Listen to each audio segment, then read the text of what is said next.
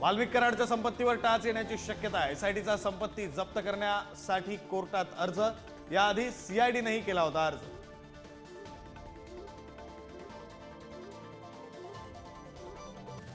मुंबई दहशतवादी हल्ल्याचा मास्टरमाइंड तहव्वूर राणाच्या भारतातील प्रत्यार्पणाचा मार्ग मोकळा, अमेरिकन उच्च न्यायालयाची मिळाली परवानगी। पुण्यामध्ये जीबीएस रुग्णांची संख्या पोहोचली 73 वर, 14 रुग्ण व्हेंटिलेटरवर, ग्रामीण भागात सर्वाधिक 44 रुग्ण।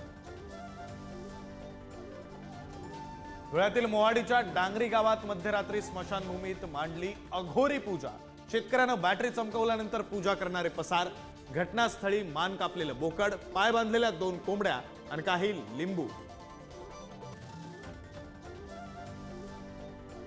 मुख्यमंत्री फडणवीस दावोस दौऱ्याहून परतले, महायुतीतील पालकमंत्री पदाचा वाद आता तरी सुटणार का याकडे लक्ष।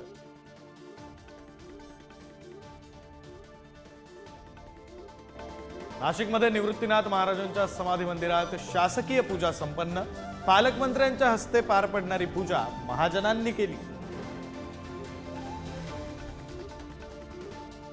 बुलढाण्यातील 107 ठिकाणचे जलस्रोत दूषित असल्याचा धक्कादायक अहवाल, केस गळती प्रकरणाच्या तपासात नवी माहिती समोर, अनेक गावांमध्ये टँकरनं पाणी पुरवठा सुरू। कोल्हापुरातील ज्योतिबाच्या मूर्तीवरील रासायनिक संवर्धन प्रक्रिया पूर्ण, आजपासून भाविकांना दर्शन घेता येणार। रोज हजारो भाविक ज्योतिबाच्या चरणी।